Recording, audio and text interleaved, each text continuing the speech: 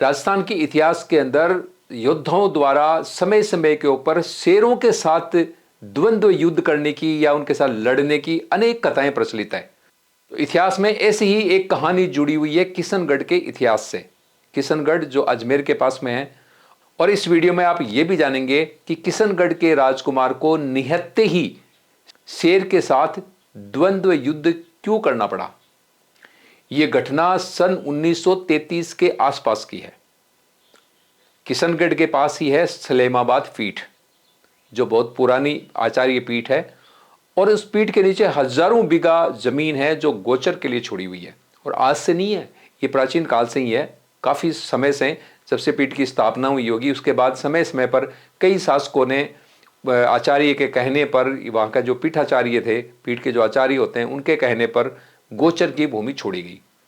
तो आसपास के अंदर खूब सारी गोचर की भूमि छोड़ी हुई है, उसके अंदर पहाड़ियां भी है।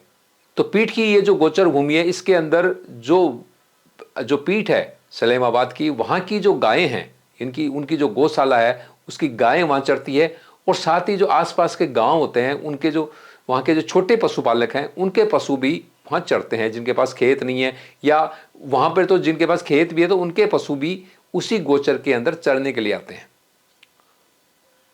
तो एक बार क्या हुआ कि सलेमाबाद के पास एक गांव है नवनीतपुरा। उस नवनीतपुरा गांव के पास में जो गोचर की भूमि थी, जो पीठ का जो गोचर था, वहां पर एक जंगली शेर आ गया और उसने रोज गायों को खाना शुरू कर दिया। जब ये बात जो पीठ के जो आचार्य थे, उस समय श्री वृंदावन देवाचार्य जी महाराज जो है वहां के आचार्य थे, उनको जब पता चली तो वे बड़े दुखी हुए। आचार्य का दुख ये भी था कि अब शेर को भगाए कैसे। इस समस्या को सुलझाने के लिए आचार्य, वहाँ के राजा है जो किशनगढ़ के, उनको भी कह सकते थे, वो अपने सैनिकों से शेर को भगवा देते या उसके ऊपर हमला करवा के या उसका शिकार करवा देते, तो उससे निजात पाई जा सकती थी। लेकिन यह समस्या दूसरी थी। समस्या ये थी कि जो वहाँ की जो गोचर भूमि थी, उसके अंदर पीठ के जो आचार्य होते हैं, उन्होंने एक व्यवस्था बना रखी थी कि यहाँ पर कोई शिकार नहीं खेलेगा। मतलब कोई भी हिंसक वृत्ति जो है उस भूमि के अंदर, उस गोचर भूमि में नहीं होगी। अब यदि सैनिकों को या किसी भी तरह से उसके ऊपर हमला करके सिंह के ऊपर उसको निकाला जाता है या उसका शिकार किया जाता है, तो वो तो हिंसा हो गई।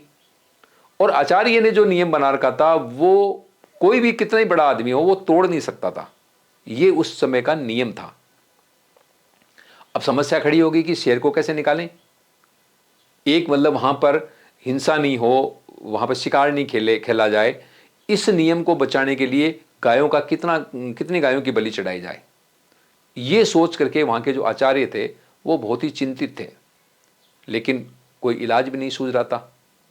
आखिर उन्होंने किशनगढ़ के जो राजकुमार थे, उस वक्त उनका नाम था सामंत सिंह, उनको बुलाया और उनको आदेश दिया कि इसका शिकार भी नहीं करना है और आप इसको द्वंद्व युद्ध करके इसको पछाड़ दो और यहां से भगा दो, ताकि हिंसा भी नहीं हो और गायों की रक्षा भी हो जाए।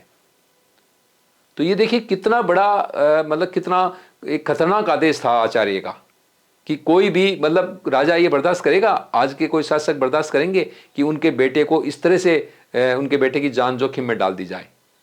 देखा जाए तो शेर के सामने वो भी निहत्थे लड़ना, तो राजकुमार की जान तो जोखिम में डालने वाली बात थी। लेकिन आचार्य का आदेश था, राजकुमार सावंत सिंह ने वो शिरोधार्य किया और उन्होंने निहत्ते ही शेर को मार डाला। शेर के साथ पहले उन्होंने द्वंद्व युद्ध किया और आखिर में उन्होंने उस शेर को वहां पर मार डाला। तो मतलब कहने का मतलब है कि वहां पे हथियार का उन्होंने प्रयोग नहीं करने दिया। आचार्य का भाव यह था कि द्वंद्व युद्ध करेंगे और उसको पछाड़ देंगे तो हो सकता है शेर भाग जाए, लेकिन शेर नहीं भागा तो वो पछाड़ दिया गया। तो मेरा कहने का मतलब है कि सावंत सिंह जैसे योद्धा इस देश के अंदर हुए हैं जिन्होंने निहत्ते ही शेर के साथ द्वंद्व युद्ध किया है। अब आज मुझे बताओ कि आज यदि इस तरह की कोई बात आ जाए या इस तरह किसी आचार्य के आदेश के ऊपर यहाँ के शासक मान लेंगे क्या? उस टाइम धर्म का कितना कंट्रोल था हमारे राजाओं के ऊपर कि एक आचार्य राजकुमार को आदेश दे रहा है कि तू जाके शेर से निहत्ते लड़, द्वंद्व युद्ध कर, और उसके बावजूद उनका जो आदेश होता है वो शिरोधार्य किया जाता है। कितना महत्व था उनका उस टाइम, कितना उनको सम्मान देते थे वहां यहाँ के शासक। आज कोई कर सकता है ऐसा? क्या कोई अधिकारी या कोई बड़ा नेता किसी समस्या को सुलझाने के लिए क्या अपने संतान को जान में जोखिम में डाल सकता है क्या?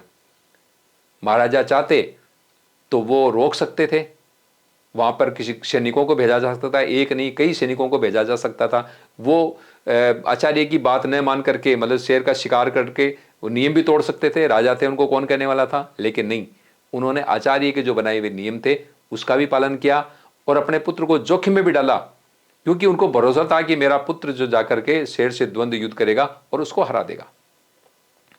अब आपको मैं बताऊं कि जो सावंत सिंह थे जिन्होंने शेर को द्वंद्व युद्ध में पछाड़ा, उनके बारे में भी मैं आपको बताऊं कि आपने सुना होगा या इतिहास की किताबों में पढ़ा होगा, ये परीक्षा के अंदर भी कई बार आता है। या सबसे पहले मैं बताऊं कि ये जो किशनगढ़ की एक बड़ी ठणी चित्रशैली है वो तो आप जानते होंगे।